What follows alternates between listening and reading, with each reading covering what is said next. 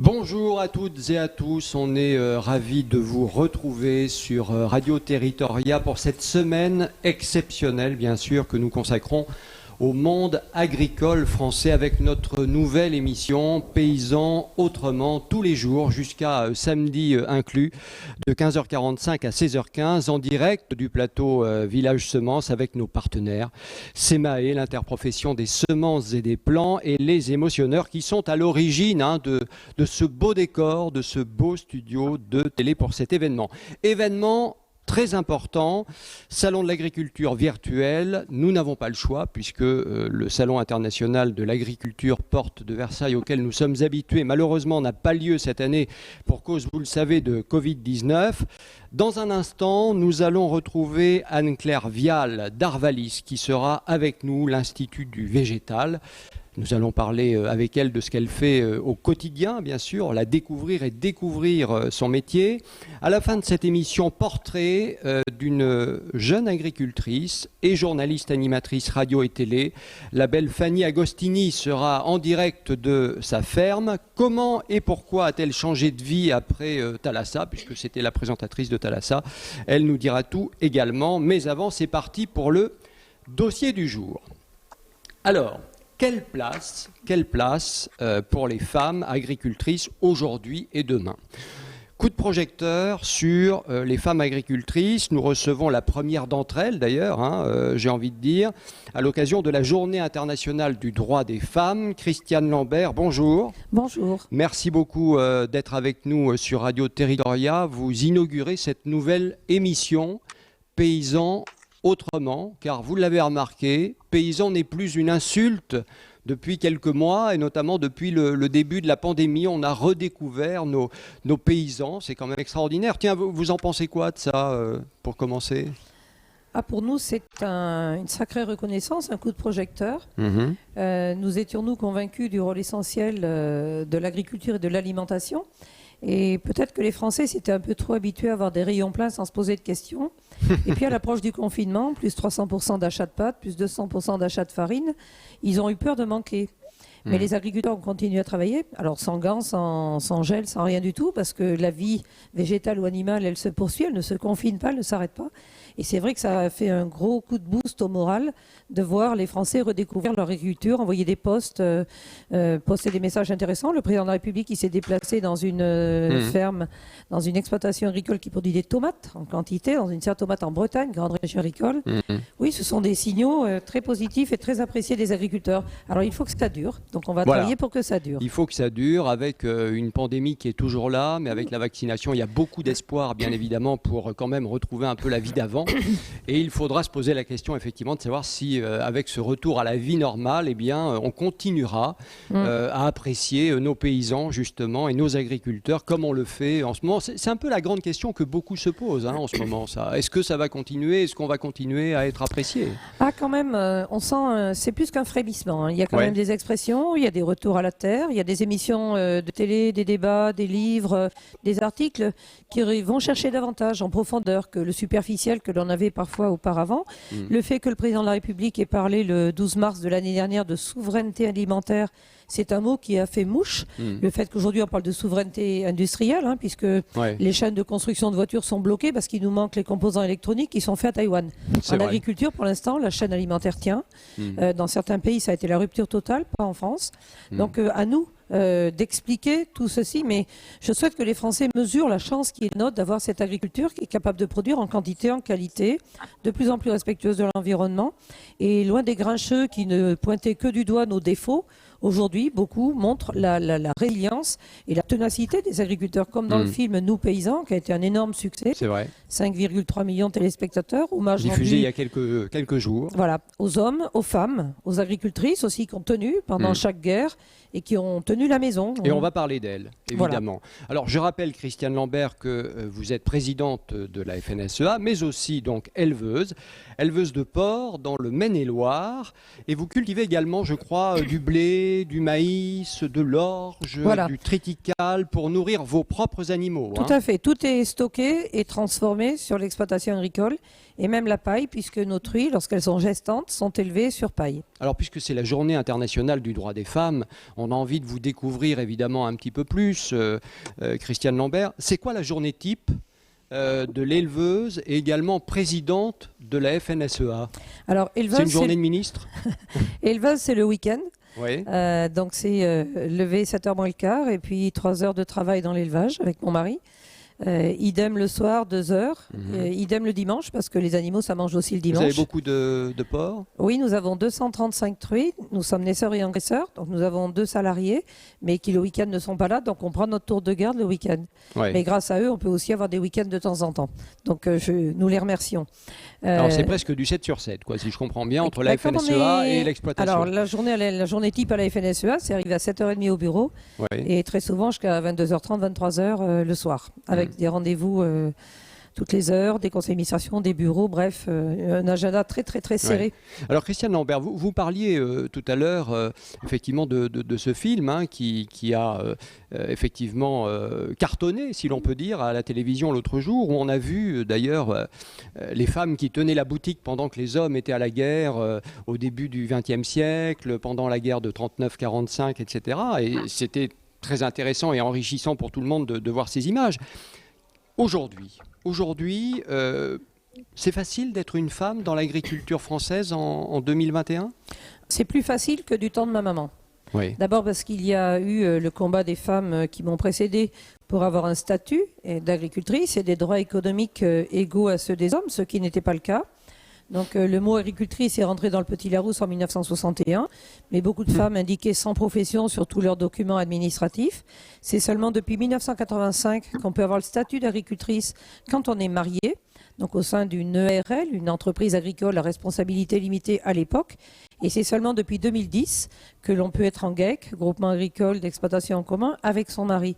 Donc vous voyez qu'il y a eu un long cheminement pour acquérir ces droits. Oui, encore récent, très récent. Encore très récent. Et puis c'est en 2004, je crois, qu'une femme pouvait avoir le statut d'agricultrice sans demander l'autorisation signée de son mari. Donc vous voyez qu'il y a eu aussi des évolutions surprenantes. Mais ce qui est très intéressant, c'est qu'aujourd'hui, c'est vraiment un métier choisi. C'est pas un métier qu'on épouse en épousant son mari. 25% des chefs d'exploitation sont des femmes, donc agricultrices à part entière, responsables de leurs investissements, engagées vis-à-vis des banques, vis-à-vis de leurs partenaires économiques. Et 30% de femmes travaillent en agriculture. Si on ajoute celles qui sont conjoints collaborateurs, il y en a de moins en moins, mais il y en a encore, ou celles qui sont avec statut de salarié. Donc c'est une présence beaucoup plus forte, beaucoup de jeunes femmes qui s'installent plus formées et qui veulent aller jusqu'à la transformation du produit. Elles se définissent d'ailleurs comme vigneronnes, plutôt que comme viticultrices. Elles ont beaucoup d'ateliers de transformation, de lait, de viande, etc., de vente directe, d'accueil à la ferme, de ferme pédagogique. Elles ont beaucoup en tête de partager, via les produits ou via l'accueil, leur passion d'être agricultrice. Et alors, il y a un sujet qui revient régulièrement quand on parle d'égalité homme-femme, c'est les revenus. Ce sont les revenus, les salaires. Est-ce qu'aujourd'hui, quand on est une femme agricultrice, on a des revenus équivalents à ceux des hommes? Dans la majorité des cas, oui, puisque les femmes ont un statut et ont les mêmes droits. Lorsqu'on est en GAEC, on partage avec les associés et il y a une répartition des tâches, des parts sociales et donc du revenu.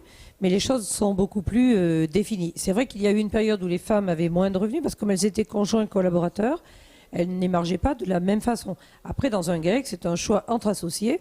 Si une agricultrice veut faire que 80% ou soit 90% du temps, c'est un choix aussi. Mais il n'y a pas aujourd'hui, côté revenu, de différence comme il a pu y en avoir par le passé. Pour évoquer toujours cette journée internationale, on s'achemine vers, a priori, la fin de la crise, dans quelques mois, si tout va bien, cette crise sanitaire. On l'espère. Et c'est vrai qu'on a vu, que ce soit en ville ou en zone périurbaine, etc., on a vu les violences faites aux femmes exploser. Est-ce que vous avez, vous, des informations dans la ruralité, dans le milieu agricole, de violences qui, là aussi, auraient explosé ou pas? Je pense que la vie à la campagne et les agricultrices n'ont pas des vies différentes. Nous n'avons pas, nous, de cas ou de signalements plus qu'ailleurs. Et On n'est c'est pas vrai confiné au sens non. où on peut l'être en ville, en tout Bah, cas. le Donc, confinement à la campagne, c'est quand même voilà. beaucoup plus agréable que Ouais. le confinement dans un 30 mètres carrés Puis en il fallait ville. continuer à faire tourner les tracteurs, Voilà, à et cultiver, travailler, etc., et à travailler à travailler. l'extérieur, masque pas obligatoire. Ouais, Donc il y avait quand même des avantages. ouais. Non, par contre, le fait que les femmes aient aujourd'hui une activité propre au sein de l'exploitation ou un métier à l'extérieur fait qu'il y a moins de tensions qu'il y a pu y avoir. Il y a, il y a 40 ans, il n'y avait pas de divorce en agriculture. Aujourd'hui, il y a aussi des divorces lorsque les choses ne vont pas. Donc ça limite les situations de tension. Christiane Lambert, revenons à votre travail quotidien et notamment à l'élevage de truies dont vous parliez tout à l'heure. Il y a eu depuis des années beaucoup de polémiques autour des élevages de porcs et de truies, avec de la maltraitance animale, avec une nourriture qui était décriée, etc. etc. Bon, aujourd'hui, on voit qu'il y a cette appétence quand même pour que les animaux, un, soient mieux traités, deux, soient mieux nourris. Est-ce que maintenant, avec la FNSEA, vous êtes dans ce cadre-là? C'est-à-dire il faut vraiment accompagner ce mouvement et être complètement dedans?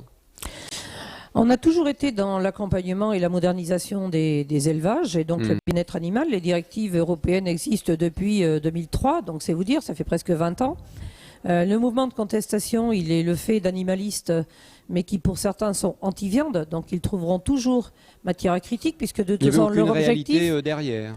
Pardon ? Il n'y avait aucune réalité derrière pour vous? Alors, leur objectif, c'est l'arrêt de l'élevage. Donc, il faut qu'ils trouvent tous les défauts possibles pour dissuader les Français de manger de la viande et dissuader les gens de s'intéresser à l'élevage. C'est pour ça Alors, que... il y a eu des images parce qu'elles ont été choisies par eux, mais quand sur 60 minutes, ils prennent 30 secondes qui sont difficiles dans un élevage, non, des progrès ont été faits, des progrès sont encore faits aujourd'hui.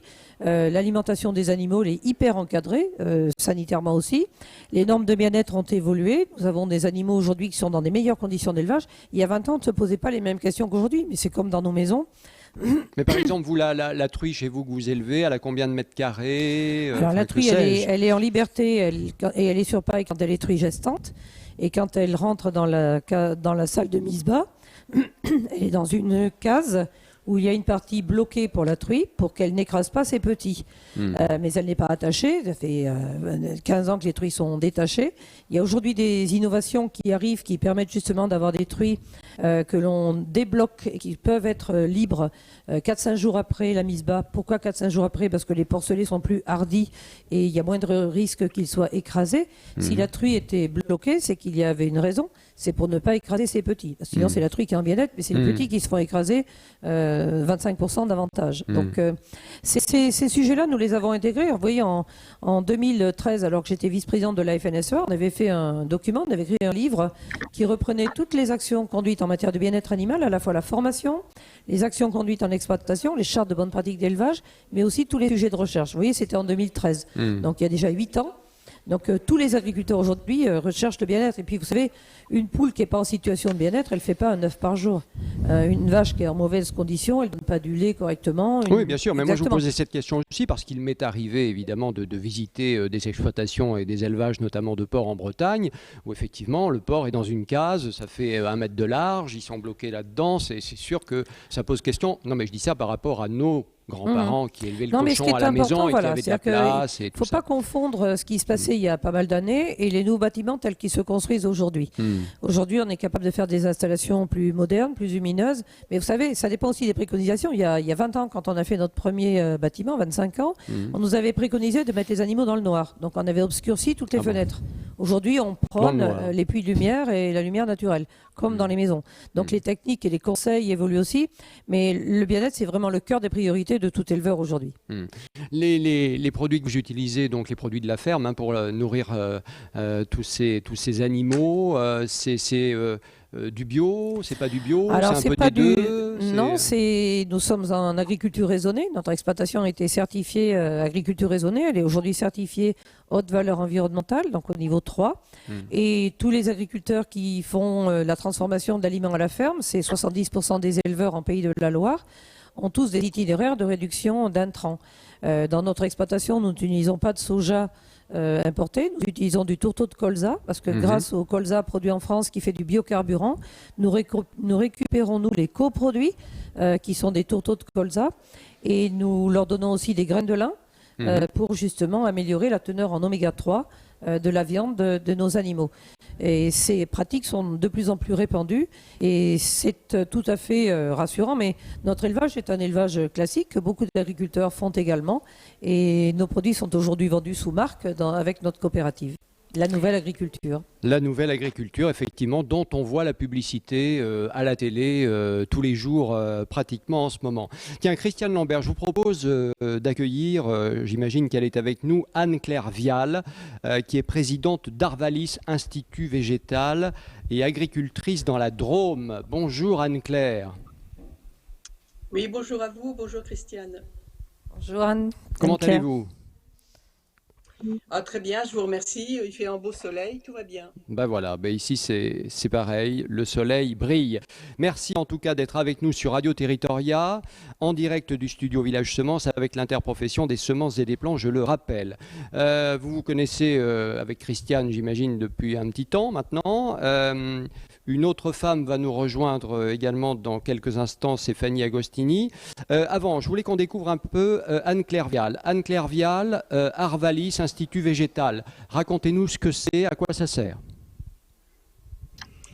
Eh bien, c'est un outil qui a été construit par les agriculteurs il y a maintenant 60 ans et qui est né de l'observation qu'ils avaient de ne pas avoir peut-être une aide extérieure technique à la hauteur de ce qu'ils souhaitaient et une incapacité à résoudre seul et juste à l'échelle de son exploitation les problèmes qui peuvent se poser en agriculture. Donc, se sont créés, nous on a Arvalis, c'est peut-être un des plus anciens, les instituts techniques qu'on appelle de recherche appliquée, qui comme c'est un peu de spécificité agricole, et c'est de dire que quand vous avez une solution en agriculture, il ne suffit pas d'avoir la solution, il faut étudier comment chacun dans sa ferme peut la mettre en œuvre en fonction du territoire, du type de sol, de la météo qui est la sienne ou de son type d'élevage. Voilà. Et donc voilà comment sont nés les instituts techniques agricoles, Donc, qui par sont une exemple, vingtaine pour qu'on aujourd'hui. comprenne bien, par exemple, je viens vous voir, je suis agriculteur, je viens vous voir, j'ai un problème parce que mon blé ne pousse pas correctement, c'est compliqué, je ne m'en sors pas, peut-être que, je ne sais pas, la variété de blé que j'ai choisie n'est pas la bonne, qu'elle n'est pas propice au terrain, qu'elle n'est pas propice par rapport au temps qu'il fait, à l'environnement, et vous allez pouvoir me donner des solutions ? Oui, mais vous n'avez même pas besoin de venir me voir, je vous rassure, Oh parce ben que nous pourtant, ça sommes dans m'aurait la fait vraie vie. plaisir de vous voir, mais c'est pas grave. Et ça n'empêche pas que je vous accueillerai volontiers, mais aujourd'hui, l'accès de tout ce qui a été financé en recherche par les agriculteurs est mis à disposition gratuitement sur Internet, dans des outils d'aide à la décision. Les instituts techniques forment aussi les conseillers des coopératives et des outils économiques ou les conseillers chambres. Et au final, c'est peut-être pas un collaborateur d'Arvalis qui va venir chez vous, mais c'est le salarié de la chambre d'agriculture ou le salarié du groupement de défense sanitaire. Voilà comment ça fonctionne aujourd'hui. Et pour beaucoup de choses, j'ai un accès direct simplement sur Internet. Anne-Claire Vial, comment vous travaillez par rapport à ce qu'on disait tout à l'heure avec Christiane Lambert? C'est-à-dire, aujourd'hui, on est dans tout ce phénomène, alors qui peut être jugé, je ne sais pas, parfois un peu comme bobo, mais qui est malgré tout réel. C'est-à-dire, on nous parle du bio sans arrêt, on nous dit qu'il faut des semences qui soient saines, pas traitées trop en amont contre les parasites ou je ne sais quoi, arrêtez de nous faire manger, pardon, j'utilise le terme, arrêtez de nous faire manger de la merde. Voilà ce que se disent un certain nombre de gens. Comment vous travaillez là-dessus, vous, justement?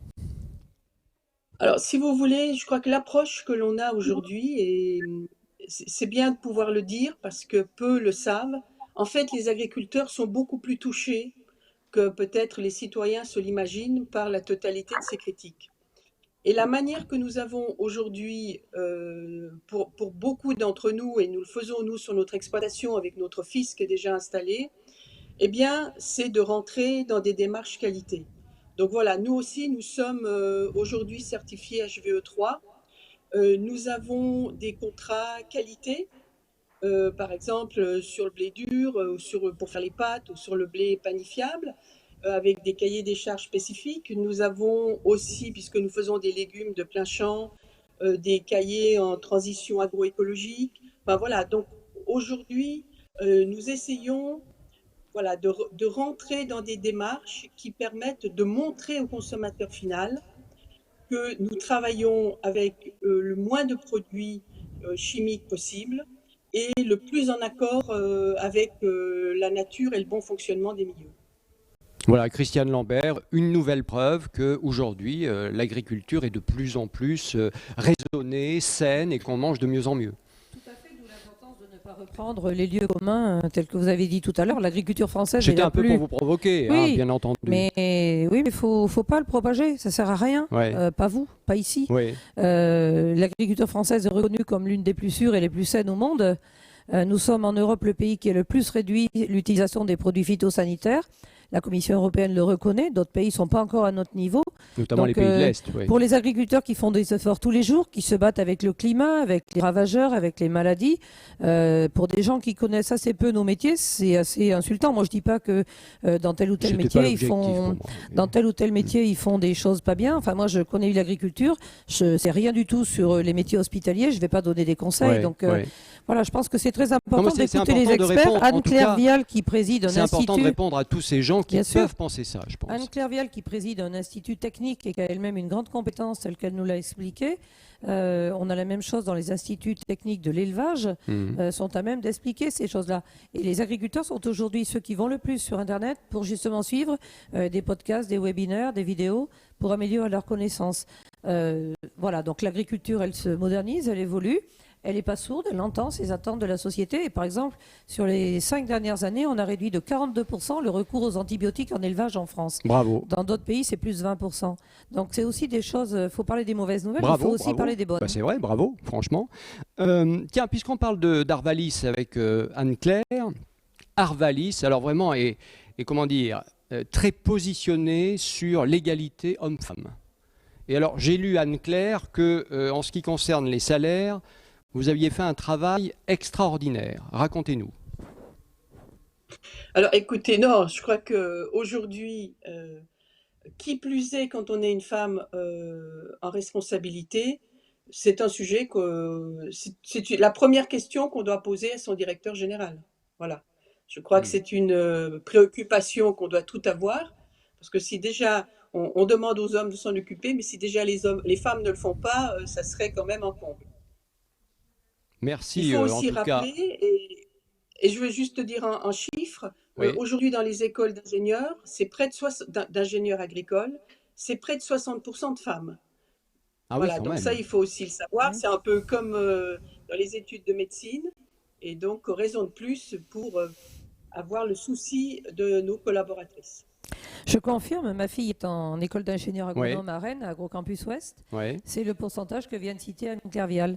Et les voyant C'est une régulièrement, bonne nouvelle quand même. ce sont tout des ça, jeunes filles aussi. qui travaillent sur la recherche d'amélioration des légumineuses en Charente, d'autres qui travaillent pour l'amélioration de la formation des agriculteurs avec tous les moyens vidéo maintenant qu'on peut plus se former comme avant, d'autres qui travaillent sur la nutrition des porcs pour améliorer les rejets, notamment par rapport à l'environnement. Donc elles sont sur des sujets extrêmement techniques, elles sont passionnantes et je peux vous dire que ces jeunes filles-là, elles brillent, elles sont impressionnantes. Nous, on a recruté quelques petites jeunes ingénieurs qui ont 22-23 ans à la FNSEA. Ce sont des turbos intellectuellement et en termes d'énergie. Elles nous boostent, elles nous font un bien fou. Tiens, est-ce que votre fille, après ses études, qui vont être quand même assez brillantes a priori, vous pensez qu'elle pourrait vous aider à reprendre un peu la ferme là? Alors, elle a 22 ans, elle est trop jeune, mais c'est elle qui fera vous le choix. fondez des espoirs? Moi, j'ai choisi à l'âge de 8 ans de devenir agricultrice parce que je suis tombée dans la marmite quand j'étais petite. J'ai fait des études agricoles et je me suis installée à 19 ans. Alors, je vous confirme que c'est très tôt, c'est même trop tôt.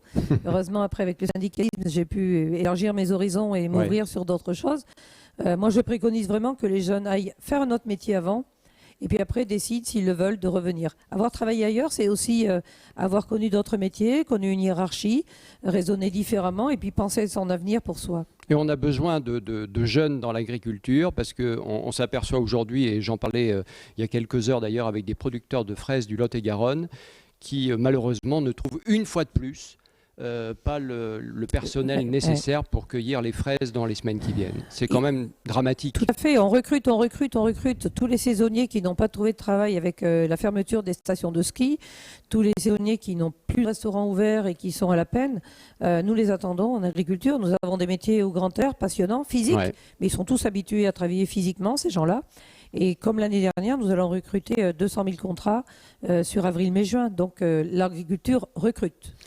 Allez, le message est passé. Ben, tiens, justement, on reçoit pour le portrait du jour, dans cette émission sur Radio Territoria Paysan Autrement, on reçoit Fanny Agostini. Bonjour Fanny Agostini. Bonjour Christophe, bonjour Christiane. Merci beaucoup d'être avec nous chaque matin sur Europe 1. Après la météo, il y a longtemps sur BFM, la présentation de Thalassa. Et vous voilà maintenant fermière, si je puis dire, à la tête de Landestini, on va en reparler, et mère de famille également. Bravo, félicitations, bien entendu. Alors, Fanny, on vous découvre donc agricultrice. Racontez-nous, vous élevez quoi, des biquettes? Racontez-nous un petit peu. Alors, le mot est fort. Je ne prétends pas, absolument pas agricultrice. J'ai fait une transition de vie assez forte, il est vrai. Je suis restée 10 ans à Paris. Mes racines sont bel et bien auvergnates. En revanche, j'ai quitté la région parisienne parce que je vivais là où mon incomplétude entre mes activités journalistiques et finalement ce que je pouvais réaliser au quotidien. J'avais besoin effectivement de faire un travail de terrain. Voilà, avec Henri Landès, mon mari, nous avons fondé Landestini, une organisation voilà, un fonds de dotation plus exactement, qui travaille sur le terrain, avec l'école, sur différents aspects. Donc j'avais besoin, en plus de mes activités médiatiques, de pouvoir effectivement être sur le front, sur le terrain. Oui, alors c'est vrai que Fanny, bon, je me rappelle, il y a très longtemps, m'avait raconté que son grand-père qui avait des ruches, elle ne pouvait pas s'empêcher, évidemment, quand elle était enfant, d'aller s'occuper de ramasser le miel, comme on dit, avec lui. Bon, voilà, elle est née là-dedans, quoi. Hein, elle a quand même ce terreau au départ. Dites-moi, vous, dans votre petite ferme, là, alors vous avez quoi comme bestiole et vous cultivez quoi concrètement? Des légumes, des fruits? Alors, donc oui, on n'a pas effectivement vocation à produire pour aller vendre sur le marché. Hein, c'est pas du tout ça. On a des animaux, on a toute la basse-cour qui va bien, on a les chèvres, on a les chevaux, on a un verger, on a un potager en permaculture, mais aucunement, voilà, je vous le répète. Bon, alors on vous entend, mais c'est vrai que c'est pas facile là parce que ça ralentit. On sent que la 4G, si vous voulez, voilà, n'est pas arrivée partout. Un cadre de vie cohérent par rapport à ce que...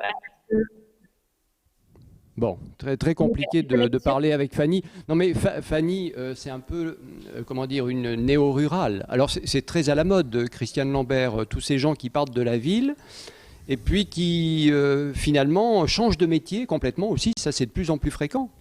Oui, mais alors Fanny Agostini, alors que j'ai failli rencontrer pour un événement qu'elle devait animer, puis...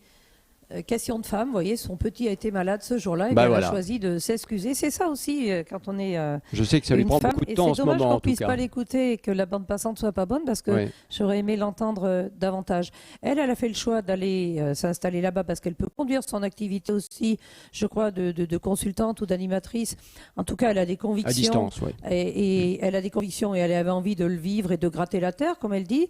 Et je sais qu'elle a des relations aussi avec la Chambre d'agriculture et qu'elle essaye de nouer des contacts et c'est intéressant. On a des profils qui arrivent aujourd'hui. Vous voyez, dans la Sarthe, la semaine dernière, 2 jeunes qui travaillaient à Paris sont revenus dans la Sarthe. Ils ont repris la ferme familiale alors qu'ils n'étaient pas du tout destinés à ça. Ils ont 40 ans, mais ils ont eu envie d'un retour à la terre. Alors, c'est plus comme dans les années 68 où c'était un petit peu, parfois un petit peu idéalisé. Aujourd'hui, c'est vraiment raisonné parce que les investissements sont importants pour beaucoup d'entre eux. Il faut convaincre le banquier, mais c'est un métier de création. Et avec le retour en grâce de l'agriculture, de la production, de l'alimentation, de ce contact à la terre, il y a des gens qui le raisonnent ainsi. La qualité de vie aussi, on vit mieux à la campagne pas seulement en période de confinement, mais tout le temps, notamment quand on a des enfants. On a du temps choisi. On peut se lever le matin à 6 heures, faire la traite jusqu'à 7h30, puis s'occuper des enfants, repartir travailler quand ils sont partis à l'école, être là au moment du goûter quand ils reviennent de l'école. C'est des choses que vous, animateurs ou Madame le ministre, ne peut pas faire. Donc ce temps choisi quand on est agriculteur, c'est quelque chose de précieux. Mais ces nouveaux profils amènent aussi des idées nouvelles. Et, ça, c'est intéressant, c'est enrichissant. On en a besoin parce que on a 46% des agriculteurs qui ont plus de 55 ans et qui vont quitter dans les 6 ans qui viennent. C'est dire s'il y a des fermes à prendre aujourd'hui dans les campagnes françaises. Donc on attend beaucoup de profils différents qui viendront enrichir. Il reste à peu près un peu plus de 400 000, c'est ça Alors il reste 450 000 agriculteurs, mais 46% vont quitter dans les 6 ans qui viennent. Donc c'est énorme. Il faut vraiment s'intéresser. Et puis on peut être producteur de lait, de vin, de pommes, de céréales. L'agriculture française est extrêmement diversifiée. Au pays des 1000 fromages, il y a 1000 modèles. Et puis on peut s'installer sur une grande exploitation, une moyenne exploitation, une petite exploitation. Il y a vraiment pour tous les goûts. Donc ce sont les chambres d'agriculture et les associations des jeunes agriculteurs qui ont ce qu'on appelle le répertoire départ installation.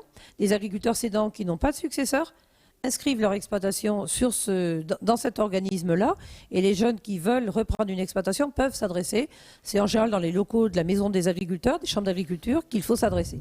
Bon, ben voilà, là aussi le message est passé, et c'est vrai que c'est important. Tiens, on n'a plus Fanny avec nous. Je voudrais signaler quand même qu'avec sa fondation Landestini, elle a lancé la Coupe de France du potager. Et ça, c'est merveilleux, puisqu'en fait, l'idée, c'est que dans les écoles en France, des potagers soient créés, parce qu'autour du potager, on peut faire plein de choses. On peut apprendre, évidemment, à bien se nourrir et à manger, mais on peut faire de la science naturelle, des maths, etc. Oui. C'est fabuleux quand même. Alors c'est fabuleux, et puis on peut aussi voir que les plantes sont fragiles. Il y avait un jardin potager dans l'école de mes enfants, et c'était extrêmement intéressant. Les agriculteurs venaient donner le coup de main pour retourner la terre, amener du fumier pour fertiliser. Et puis parfois les plantes vivent ou parfois les plantes meurent. Et puis parfois il y a une attaque de dorifores sur les pommes de terre. Ah oui, ça. Et là, si on ne peut pas intervenir pour traiter les dorifores, eh bien le plant de pommes de terre est mort en 3 jours. Ouais. Donc finalement, ça prend aussi toute la fragilité de la vie, que les plantes peuvent être malades et qu'il faut des produits phytosanitaires pour les soigner. Et puis ça prend aussi le goût des produits, la saison des produits. Bien sûr. Donc il y a beaucoup d'intérêt à faire cela. Alors quand on peut le faire en réalité, c'est bien. Quand on peut le faire en virtuel, c'est bien aussi. Passion Céréales, qui communique sur les métiers des céréales, a une opération qui s'appelle De mon champ. Un agriculteur accompagne une classe sur l'ensemble de l'année scolaire. Il sème du blé en octobre et les enfants voient le blé pousser. Ils se connectent, ils font une visio régulièrement, 1 à 2 fois par mois. Et se rendent compte de la réalité. De la réalité Voilà. de ce qu'on vit dans les champs. Et finalement, le confinement a aussi permis de démocratiser tout ce qui est visio et Skype, etc. Et on peut faire beaucoup plus de choses qu'on ne l'imaginait de cette façon-là. Eh bien, merci beaucoup, Christiane Lambert, d'être Merci venue nous voir aujourd'hui. On a balayé un certain nombre de sujets, bien évidemment. Et c'est marrant parce que vous parliez à l'instant de la pomme de terre et des dorifores. Eh bien, demain, on va se poser une question très simple. La pomme de terre a-t-elle la patate ?